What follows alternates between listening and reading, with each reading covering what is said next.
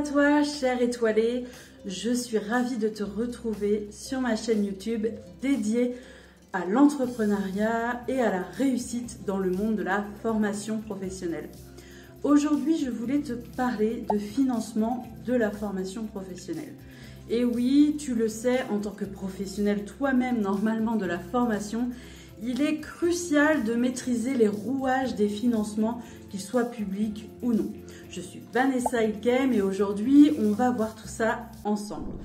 Commençons par comprendre les différents types de financement disponibles pour la formation professionnelle.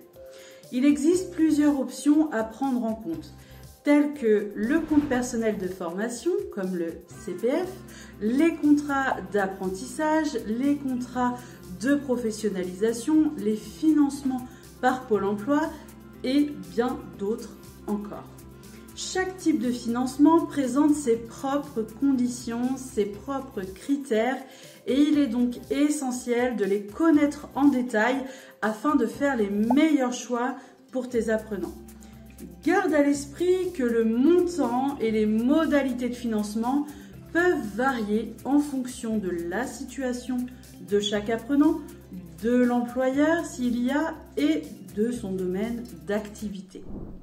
Parlons maintenant en détail du compte personnel de formation, plus connu comme je te l'ai dit tout à l'heure sous le nom du CPF. Tu sais, tu dois forcément connaître, soit tu as reçu un appel, soit tu as reçu un SMS pour te dire qu'il fallait utiliser tes droits au CPF. Allez, trêve de plaisanterie. Il s'agit d'un compte individuel qui permet à chaque actif d'accumuler des heures de formation tout au long de sa carrière. Ces heures peuvent être utilisées pour suivre des formations professionnelles, certifiantes ou qualifiantes, ou des formations qu'on appelle éligibles de droit, comme le permis, un bilan de compétences, une VAE, etc. Le CPF est financé par les entreprises, mais peut être abondé par différents acteurs. Donc abondé, ça veut dire avoir de l'argent d'ajouter sur le compte.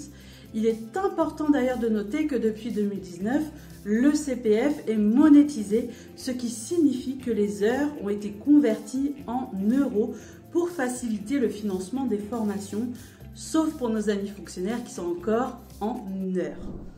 Passons maintenant aux contrats d'apprentissage et de professionnalisation. Ces contrats offrent une excellente opportunité de formation en situation de travail. Le contrat d'apprentissage est destiné en général, sauf cas particulier, aux jeunes de 16 à 29 ans et permet d'obtenir une qualification professionnelle tout en étant rémunéré. Quant au contrat de professionnalisation, il concerne les demandeurs d'emploi de plus de 26 ans, les jeunes de 16 à 25 ans et sans condition d'âge dans certains cas précis, comme un contrat d'insertion ou les bénéficiaires du RSA. Il permet également de suivre une formation en alternance tout en bénéficiant d'une rémunération. Dans les deux cas, les coûts de formation sont pris en charge par l'employeur ou par des organismes spécialisés. Il existe également des financements spécifiques proposés par Pôle emploi et d'autres organismes. Si tes apprenants sont demandeurs d'emploi, Pôle emploi peut donc les aider à financer leur formation en fonction de leur projet professionnel et de leur droit à la formation. De plus, il existe des dispositifs régionaux, des aides dédiées aux reconversions professionnelles ainsi que des possibilités de financement offertes par des organismes privés ou des fondations. Il est donc primordial de te renseigner auprès de ces différentes institutions afin de connaître toutes les options de financement disponibles pour soutenir tes apprenants. Voilà, nous avons parcouru ensemble les différents financements de la formation professionnelle. J'espère que ces informations t'ont été utiles et te permettront d'optimiser ton activité de formation en bénéficiant des financements adaptés. En tant que dirigeant d'organisme de formation et formateur indépendant, tu joues un rôle essentiel dans le développement professionnel de tes apprenants. La maîtrise des rouages de financement te permettra vraiment de les accompagner efficacement dans leur parcours de formation. Si tu veux maintenant aller plus vite et comprendre rapidement comment tout ça fonctionne. J'en ai pas parlé dans cette vidéo, mais tu as peut-être envie d'offrir les financements via les OPCO. Ça, c'est aussi quelque chose de possible.